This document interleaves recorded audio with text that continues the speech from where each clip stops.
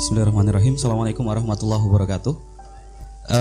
Tadi Mbak Nun sempat menyebutkan bahwa sebenarnya harusnya politisi, harusnya parpol yang bisa jadi jalan atau cara untuk menawarkan atau membangkitkan bangsa kita gitu. Tapi ketika saya mengamati dan melihat dari dekat gitu, di politik ini, di tokoh politik, di partai politik ini mungkin ada orang-orang yang baik, tapi keikhlasan itu absen di sana.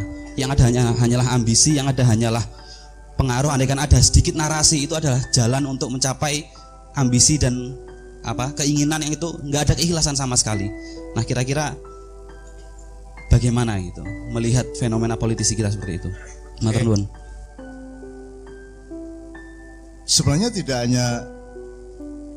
hanya politisi di parpol sebenarnya, yang kalau istilah Anda tidak ikhlas tadi itu kan maksudnya kan tidak meletakkan diri sebagai orang yang dibayar oleh negara untuk mengabdi kepada rakyat di negara, itu kan itu yang disebut tidak ikhlas. Nah, sekarang pertanyaan pertama adalah, ini sistemnya yang salah apa manusianya yang salah?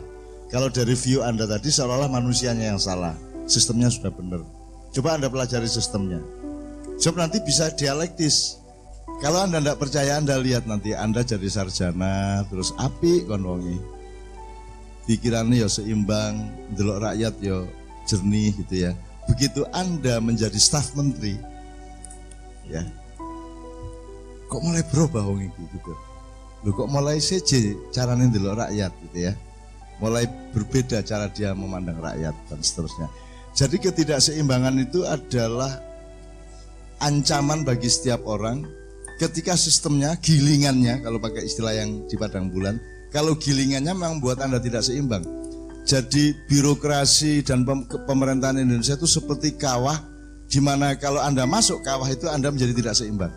Anda menjadi tidak adil, Anda menjadi curang, Anda menjadi bernafsu untuk harta benda dan seterusnya. Maka kita tidak usah berdebat yang mana yang salah, sistemnya atau manusianya. Sistemnya juga banyak yang salah, manusianya juga banyak yang salah, itu aja. Yang jelas di Ma'iyah ini kita berlatih menjadi manusia yang kalau bisa tidak seperti itu. Karena Anda punya pertimbangan yang lebih luas, yang lebih kompleks dan Anda punya teori mengenai keseimbangan hidup. Sehingga mudah-mudahan Anda tidak menjadi seperti itu. Paling tidak kadar Anda tidak setinggi itu kerusakannya. Gitu loh. Ini ya cuman nandur satrio. Kita cuman menanam ksatria, menanam perwira hidup di Ma'iyah ini. Karena kita sementara ini belum diizinkan berbuat sesuatu yang lebih makro. Jadi yang bisa ya cuma nyiramin anak-anak untuk bisa lebih sehat hidupnya, pikirannya, hatinya. Karena penyakit di Indonesia dicari keluar gampang, dicari dalam gampang. Kalau dicari luar misalnya negara dan pemerintah tidak seimbang. Bahkan pemerintahnya sendiri tidak mau tahu bahwa negara sama pemerintah berbeda. Ini kan sudah berapa kali saya omongkan di Ma'iyah. Pemerintah itu bukan negara dan negara itu bukan pemerintah, itu beda. Rumah tangga tidak sama dengan keluarga, keluarga tidak sama dengan rumah tangga. Kasir bukan bendahara, bendahara bukan kasir, gitu enggak? Dibutuhkan kedua-duanya. Tapi sekarang kan kasirnya merangkap bendahara, rumah tangganya merangkap keluarga. BUMN langsung store ke Departemen Keuangan. Padahal Departemen Keuangan itu bukan lembaga negara tapi lembaga pemerintah. Padahal BUMN kan badan usaha milik negara, bukan BUMP. Kalau BUMP badan usaha milik pemerintah. Itu juga satu jenis ketidakseimbangan banyak sekali. Misalnya yang pegawai kantor kabupaten atau kota madya atau gubernur ada enggak? Anda taat enggak sama gubernur? Bupati sangat berkuasa enggak? Padahal bupati itu pegawai negara apa pegawai pemerintah? Pegawai pemerintah, sementara ASN-nya, PNS-nya kan pegawai negara, kan sebenarnya bukan dalam satu struktur. Yang satu jabatan politis, yang satu jabatan kenegaraan. Jadi sebenarnya bupati tidak punya hak. Wong dia cuma outsourcing. Ya toh? Presiden adalah TKI 1, Tenaga Kerja Indonesia seri 1. Yusuf Kala 2. Bupati-bupati sekian ratus kan gitu kan. Mereka semua outsourcing. meneng-meneng dadi bupati, dadi wali kota gak ro apa-apa, sing arek-arek anak-anak yang sudah kerja puluhan tahun di situ menjadi bawahannya. Siapa yang lebih menguasai masalah sebenarnya? Yang sudah kerja puluhan tahun apa yang baru aja menjabat menang pilkada? Kan sekarang Indonesia diurus, dikuasai oleh orang yang tidak menguasai masalah, membawai orang yang sangat menguasai masalah. Akhirnya yang terjadi adalah jegal-jegalan, betul enggak? Nah, itu salah satu contoh ketidakseimbangan. Jadi yang pertama gitu Mas ya. Jadi enggak usah menyesal karena Anda tidak bisa memperbaiki satu persatu. Mungkin orang-orang yang tidak ikhlas itu karena memang airnya keruh. Nanti kalau kita mendapatkan air yang agak tidak keruh, yang agak jernih, mungkin mereka menjadi ikan yang baik, bisa aja. Itu ya Mas ya. Jadi menurut saya sekarang kita tidak punya beban kewajiban untuk memberesi semuanya itu.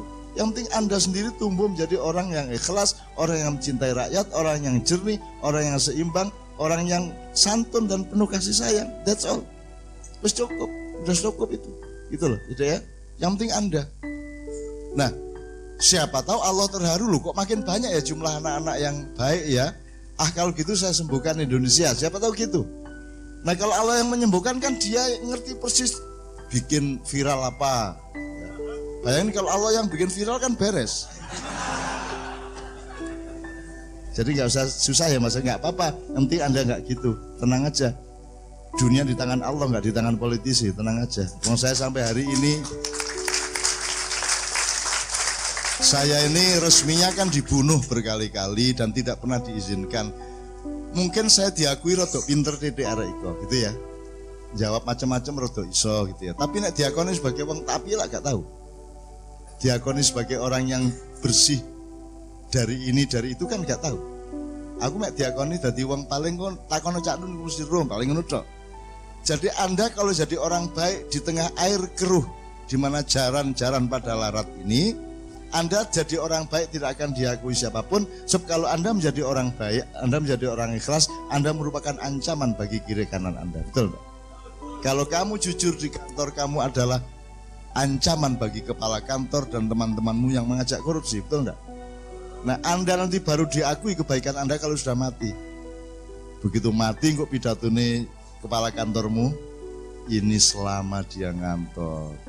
Ini adalah seorang pemuda, seorang karyawan yang penuh keikhlasan. Ngono iku. Karena sudah tidak merupakan ancaman bagi kepala kantor. Selama kamu masih hidup, kamu merupakan ancaman. Saya ini ancaman bagi siapapun, makanya tidak mungkin saya menjadi apa-apa. Tidak mungkin ada media yang menjagokan saya untuk jadi apa-apa. Aku tak buka janjane aku sakno kon. Tak ceritani sejarah janjane di Indonesia ini. Kenapa tokoh Islam kok itu, kenapa tokoh ini kok itu. Aku roh iku jan. Mergo nek sing ditokohno iku anjane gak iso apa-apa kok. Nganut kok. Jajal nek aku sing didelek kuno. Gak iso kon jiret aku, gak iso kon narik aku, gak iso kon nyorong aku, gak iso kon menggak aku. Tidak seorang pun. Tidak seorang pun. Aku gak iso dipengaruhi sapa-sapa, aku gak iso dikongkon sapa-sapa, aku gak iso dipeseni apa-apa. Nek kon percaya aku percaya. Nyun sewu kapan-kapan tak ceritani pada tahun 90-an awal sebelum Pak Harto turun kan saya acara live RCTI di Gontor. Ya. Dan tanda tanya sama Ustaz Soti Gontor. Datang waktu itu Pangdam Jawa Timur, Gubernur Jawa Timur, Menteri Agama dan anaknya Pak Harto yang namanya Bambang Trihatmojo. Karena itu ulang tahun keberapa Gontor, terus kemudian saya sama Kiai Kanjeng yang disuruh pentas. Dan sebelum pentas aku dikai kertas Mas. Cak Nun mohon dijaga jangan sampai menyinggung hal-hal politik. Ngono Mas. Loh, lah saya diundang kok gak dipercaya saya. Ngono aku. Loh, nek kon percaya aku meneng wae ta. Begitu aku dikai peringatan, aku tersinggung. Loh, ini kedaulatan saya. Kamu sedang undang saya kok kamu masih pesen-pesen, masih masih membatas-batasi saya. Saya akan membatasi diri saya sendiri, jangan khawatir. Betul. Begitu aku dikatakan ngono aku langsung Bambang Tri. Tangan kiwang ini. Bambang Tri nanti pulang dari sini di Jakarta sama Bu Halimah hitung kembali berapa hartamu yang halal, berapa hartamu yang haram, berapa hartamu yang subhat. Menengcep kabeh Mas. Anake ratu Mas. Anake raja tak duding tangan kiwang Nevin buriku Cak. Anaknya Pak Harto loh, Cak, anaknya Pak Harto. Saya tidak akan diakui di mana-mana dan saya tahu itu. Tidak mungkin saya diajak. Saya bisa membuktikan kepada Anda bagaimana saya mengolah Gus Dur sampai jadi presiden. Seluruh sudutnya, seluruh inisiatifnya, dari ngomongin Gus Dur sampai mengolah supaya P3 dan Golkar memilih Gus Dur, PDIP kalah, dan seterusnya. Banyak, Pak Harto turun segala macam. Tapi semua itu saya lakukan, tidak mungkin saya dilibatkan oleh Gus Dur dalam pemerintahan. Tidak mungkin saya diterima oleh Pak Harto. Tidak mungkin saya diterima oleh siapapun. Karena saya akan merupakan gangguan bagi mereka.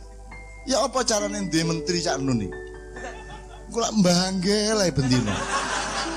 Gitu. Jadi mereka mending gak urusan. Jadi mereka menjaga hubungan dengan saya, hubungan budaya, hubungan kultural, hubungan guru dan murid, paling muniku. Tapi nek urusan temenan ojo karo Cak Nun. Gak iso diatur belas itu. Gitu loh, kan gitu. Nah, ngerti teman sekalian ya. Jadi kalau Anda berbuat baik, Anda jangan menunggu orang lain mengakui kebaikan Anda.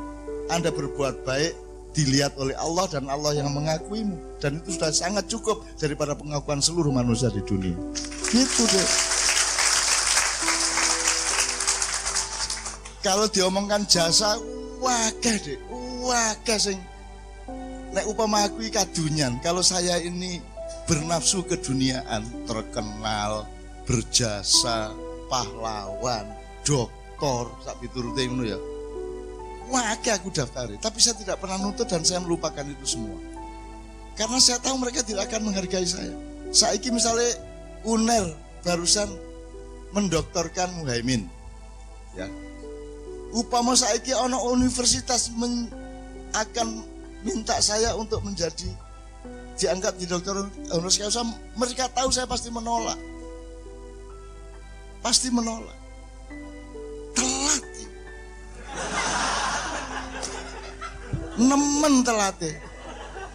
Karena saya ditawari tahun 1982 saya ditawari dokter nek kate gaya-gayaan loh. Artinya saya tidak tadi nafsu keduniaan, saya tidak. Monggo.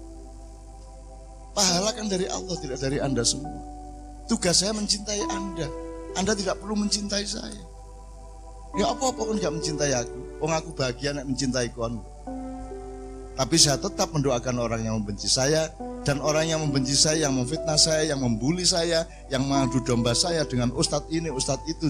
Itu semua saya bilang, kamu itu jangan ngerepotin saya. Ngerepotin apa maksudnya?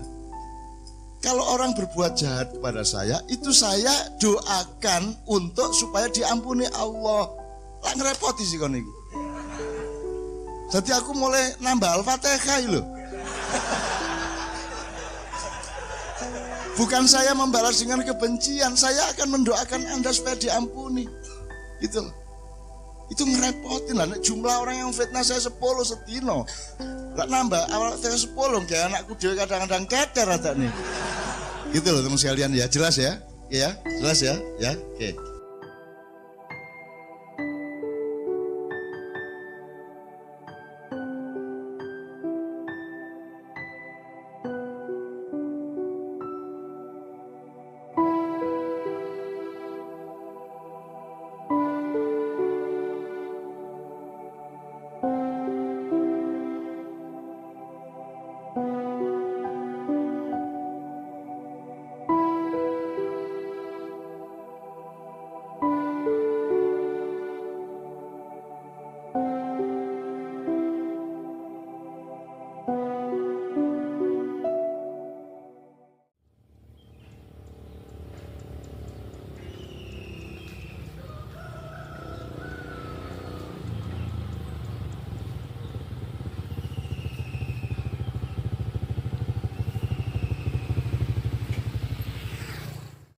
Assalamualaikum. Selamat datang di Baweling Ma'iyah. Berikut ini adalah kutipan video Sinau Bareng tahun 2018. Dan inti dari video ini adalah respon jawaban dari Mbah Nun kepada seorang penanya yang menanyakan perihal pemerintah. Kurang lebih beginilah pertanyaannya. Jadi, Mbah Nun Sebelumnya ngendiko bahwa seharusnya politisi, partai, dan seterusnya itu dapat menjadi jalan untuk membangkitkan bangsa kita. Tetapi menurut panahnya, ketika dia mengamati dan melihat secara lebih dekat politik di negeri ini, sepertinya keikhlasan di dalam politik itu tidak ada. Namun, yang ada hanyalah ambisi. Andaikan pun ada sedikit narasi, sebenarnya itu hanya jalan bagi mereka untuk mencapai ambisi itu sendiri, yang tidak ada keikhlasan sama sekali.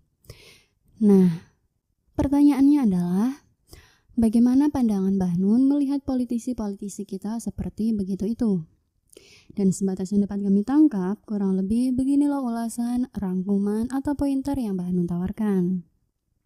Poin yang pertama adalah, menurut Mbah Nun, ketidakikhlasan yang penanya maksud itu sebenarnya tidak hanya terjadi di politik dan parpol. Jadi menurut Mbah Nun, istilah dari penanya perihal tidak ada keikhlasan di politik dan parpol itu maksudnya adalah tidak meletakkan diri sebagai orang yang dibayar oleh negara untuk mengabdi kepada rakyat di negara itu. Poin selanjutnya, Mbah Nun memancing penanya dengan pertanyaan begini. Ini sistemnya yang salah, apa manusianya yang salah? Menurut Mbah Nun, kalau dari pandangan penanya tadi seolah-olah yang salah adalah manusianya, sementara sistemnya sudah benar. Padahal, nyatanya sistemnya atau gilingannya itu yang banyak keliru, sehingga menghasilkan lebih banyak kekeliruan. Mbah Nun pun menyarankan supaya penanya mempelajari sistemnya, karena sistem dan manusianya itu tidak bisa dipisahkan. Sebab, menurut Mbah Nun, keduanya itu dialektis. Artinya, sistemnya salah, manusianya juga salah. Kalau contoh dari Mbah Nun begini, kalau Anda tidak percaya, coba Anda amati. Contohnya, Anda adalah seorang sarjana yang baik, berpikirnya juga seimbang, cara memandang rakyat pun jernih. Namun, begitu Anda menjadi staf menteri, maka cara pandang Anda dalam melihat rakyat akan menjadi berubah. Bahkan berpikirnya menjadi tidak lagi seimbang. Jadi intinya adalah, kalau gilingannya tidak seimbang, maka hasilnya pun akan menjadi tidak seimbang. Dan kalau atmosfernya tidak baik, maka akan mempengaruhi siapapun yang berada di dalam atmosfer itu menjadi tidak baik. Kalau istilah yang Mbah Nun umpamakan adalah pemerintah Indonesia, birokrasi Indonesia, dan sebagainya itu seperti kawah. Dan kalau Anda masuk ke kawah itu, maka Anda akan menjadi tidak seimbang, Anda akan menjadi tidak adil, Anda akan menjadi curang, menjadi bernafsu untuk harta benda, dan seterusnya. Poin selanjutnya, Mbah Nun menawarkan kepada penanya supaya tidak usah memperdebatkan sistemnya atau manusianya yang salah. Karena kedua hal itu dialektis, sistemnya juga banyak salahnya, manusianya juga demikian. Yang jelas, kita di Maya belajar untuk menjadi manusia yang kalau bisa tidak seperti begitu itu. Karena di dalam Maya kita selalu belajar keseimbangan hidup, sehingga mudah-mudahan kita tidak menjadi manusia yang seperti begitu itu, minimal kadar kerusakannya tidak terlalu banyak. Dan menurut Mbah Nun, karena sementara ini kita belum diizinkan untuk melakukan sesuatu hal yang lebih makro, maka yang bisa ya hanya menyirami anak-anak untuk bisa lebih sehat hati dan pikirannya. Intinya, yang Maya lakukan ini hanya menanam satria-satria, menanam perwira hidup. Dan menurut Mbah Nun, meskipun selama ini kita belum diberi kesempatan untuk membenahi secara langsung, tapi setidaknya kita ikutan menanam bibit-bibit baru. Jadi intinya, menurut Mbah Nun, Maya ini bisanya ya cuman menanam dan menyirami bibit-bibit untuk bisa lebih sehat hidupnya, pikirannya, dan hatinya. Karena kalau manusianya sudah baik, bibit-bibitnya sudah unggul, pikirannya sudah seimbang, maka perlahan-lahan insya Allah sistemnya akan berangsur-angsur membaik. Karena kalau manusia sudah seimbang, maka sistemnya pun akan ikut seimbang. Jadi intinya yang Ma'iyah lakukan adalah memperbaiki manusianya, sementara masalah Indonesia ini sebenarnya menurut Mbah Nun dicari ke dalam mudah, dicari keluar juga mudah. Contohnya, misalkan kalau dicari keluar, negara dan pemerintah tidak seimbang. Bahkan negaranya sendiri tidak mau tahu bahwa pemerintah dengan negara itu berbeda. Kalau dalam istilah yang sering Mbah Nun sampaikan di setiap Ma'iyahan misalnya begini. Pemerintah itu bukan negara, dan negara itu bukan pemerintah. Itu dua hal yang berbeda. Rumah tangga tidak sama dengan keluarga, keluarga tidak sama dengan rumah tangga. Kasir bukan bendahara, bendahara bukan kasir. Sementara menurut Mbah Nun, sekarang yang berlangsung ini kasirnya merangkap bendahara, rumah tangganya merangkap keluarga, BUMN langsung store-nya ke Departemen Keuangan, padahal Departemen Keuangan itu bukan lembaga negara, tapi lembaga pemerintah. Padahal BUMN itu badan usaha milik negara, bukan BUMP, alias bukan badan usaha milik pemerintah. Menurut Mbah Nun, itu hanya sedikit contoh saja, dan masih banyak contoh-contoh yang lainnya. Misalkan contoh dari Mbah Nun yang lainnya tentang ketidakseimbangan sistemnya adalah, misal kalau Anda ada yang menjadi pegawai kantor kabupaten atau kantor kota madya, bupati sangat berkuasa atau tidak? Padahal bupati itu pegawai negara apa pegawai pemerintah? Pegawai pemerintah. Sementara pegawainya, ASN-nya kan pegawai negara. Nah, sebenarnya kan bukan dalam satu struktur, yang satu jabatan politis, yang satu jabatan kenegaraan. Jadi sebenarnya bupati tidak punya hak, dia cuma tenaga sewaan 5 tahunan. Sementara ASN atau pegawainya petugas umur hidup. Jadi menurut Mbah Nun, sebenarnya presiden itu adalah TKI 1, Tenaga Kerja Indonesia Seri 1, Wakil Presiden Seri 2, Menteri Seri 3, Gubernur Bupati Seri sekian ratus, kan begitu itu kan? Mereka semua outsourcing. Tiba-tiba tidak tahu apa-apa jadi bupati, jadi gubernur. Sementara yang anak-anak yang sudah kerja puluhan tahun jadi bawahannya. Siapa yang sebenarnya menguasai masalah sebenarnya? Yang sudah kerja puluhan tahun atau yang baru saja menjabat menang pilkada? Nah, menurut Mbah Nun, sekarang ini kan Indonesia diurus oleh orang yang tidak menguasai masalah, membawahi orang yang sangat menguasai masalah. Maka akhirnya yang terjadi adalah jegal-jegalan. Nah, itu menurut Mbah Nun salah satu contoh dari ketidakseimbangan sistemnya. Poin selanjutnya, Mbah Nun menggarisbawahi bahwa mungkin orang-orang yang tidak ikhlas itu karena memang airnya keruh. Mungkin suatu saat kalau kita mendapat air yang agak jernih, mungkin mereka akan menjadi ikan yang baik. Poin selanjutnya, Mbah Nun menawarkan untuk tidak perlu menyesal karena kita tidak mungkin bisa memperbaikinya satu persatu. Dan tidak usah sedih juga karena kita tidak punya beban dan kewajiban untuk mengurusi itu. Karena sudah ada yang disumpah, diberi mandat, digaji, diberi tunjangan, dan fasilitas yang untuk mengurusi itu. Dan merekalah yang kelak akan ditagih karena merekalah yang bertanggung jawab. Yang penting kita tumbuh menjadi orang yang ikhlas, orang yang baik, orang yang mencintai rakyat, orang yang jernih dan seimbang. Itu saja sudah cukup. Siapa tahu dengan bertambahnya orang-orang baik akan mempengaruhi air yang keruh menjadi jernih, sehingga Allah akan terharu dan memperbaiki Indonesia.